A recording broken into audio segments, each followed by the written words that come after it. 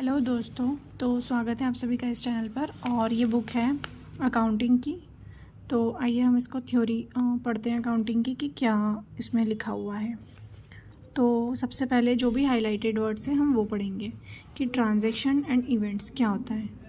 तो जो भी मेन है वो मैं आपको इस पैराग्राफ में से बताऊँगी। Transaction is used to mean a business performance of an act and agreement, while event is used to mean a happening as a consequence of transaction।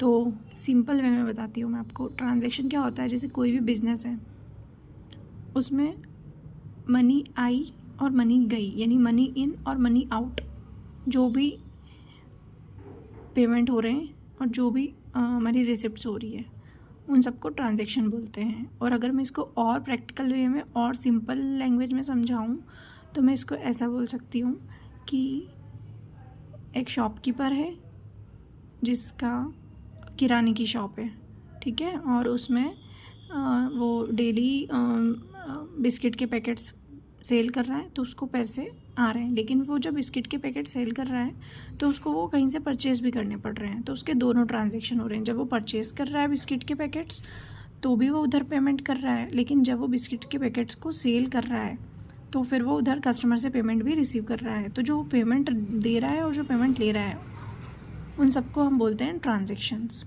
अब हम देखते हैं इवेंट्स। तो ये जो हैपनिंग हो रही है, ये जो ट्रांजैक्शन की जो मतलब बोल सकते हैं कि कंसिक्वेंस ऑफ ट्रांजैक्शन, मतलब ये जो ट्रांजैक्शन हम कर रहे हैं ना, इसको एक इवेंट का नाम दिया गया है कि ये एक इवेंट है, ठीक है। देना लेना ये भी एक इवेंट है। माल ख़रीदना उसका शॉपकीपर का और कस्टमर का माल लेना, ये एक इवेंट है, ठीक है। अब हम इसको देखते हैं कि क्या एग्जांपल दिया हुआ है यहाँ पे। एक individual invest 2 lakh for running a stationary business. एक इंडिविजुअल ने 2 लाख लगाए हैं for running a stationary business, एक स्टेशनरी के बिजनेस में। On 1 January he purchases goods. उसने 1 जनवरी को गुड्स परचेस किए 1,15,000 के एंड सेल फॉर 1,47,000, और उसने 1,47,000 में बेच दिए during the month of January के मंथ में ही, ठीक है। तो आप अच्छे से पढ़ो इसको। तो उसने 1,15,000 के तो ख़रीदे लेकिन बेचे कितने में, 1,47,000 के। तो उसको कितना प्रॉफिट हुआ कैसे पता करोगे, 1,47,000 में से 1,15,000 माइनस कर दोगे तो कितना बचा हमारे पास, 32,000। ही पेज शॉप रेंट। उसने शॉप का रेंट भी पे करा फॉर द मंथ, उस मंथ के लिए कितना, 5,000। And finds that still he has goods worth ₹15,000। फिर भी वो बोल रहा है कि उसको भी 15,000 इन हैंड बचे हैं। The individual performs an economic activity. He carries a few transaction and encounter with some events. It is not logical that he will want to know the result of this activity.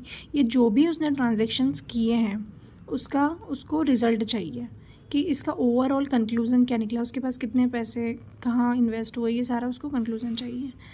तो यहाँ पर लिखा है कि we see that the individual who runs the stationery business earns a surplus of 42,000। मतलब उसको surplus मिला है, कितना सरप्लस यानी क्या होता है, प्रॉफिट में ही रहा है वो, ठीक है। तो कितना, 42,000 का। अब देखते हैं हम कैसे। तो ये दिया हुआ एग्जांपल, जैसे गुड्स सोल्ड है, तो गुड्स बेचे उसने 1,47,000 के, 1,47,000 के उसने गुड्स बेचे, ठीक है, और ख़रीदे उसने कितने थे, 1,15,000 में। लेकिन जो उसके पास गुड्स इन हैंड बचे वो कितने के हैं, 15,000 के।